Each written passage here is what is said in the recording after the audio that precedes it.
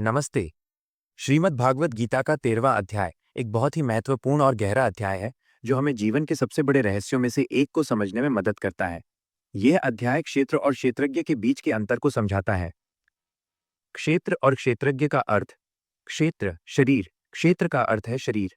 भगवान कृष्ण कहते हैं कि ये शरीर, हमारी इंद्रियां, मन और बुद्धि, ये सब एक क्षेत्र हैं, एक ऐसा मैदान जहां हमारे कर्म और अनुभव होते हैं। ये एक घर की तरह है जिसमें हम रहते हैं। क्षेत्रज्ञ आत्मा। क्षेत्रज्ञ का अर्थ है क्षेत्र को जानने वाला, यानी आत्मा। यह वह शाश्वत और अविनाशी चेतना है जो शरीर के भीतर रहती है।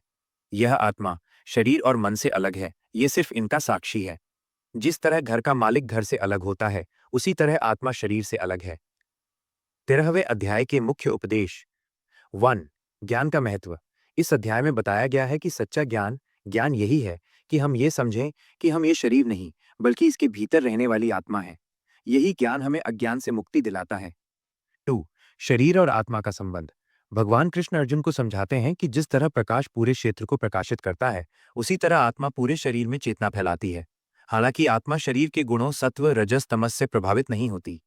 3. बंधन से मुक्ति। जब कोई व्यक्ति इस सत्य को जान लेता है कि वो शरीर और उसके गुणों से अलग है, तब वो सांसारिक मोह माया और कर्मों के फल से ऊपर उठ जाता है। यही ज्ञान उसे मोक्ष या मुक्ति की ओर ले जाता है।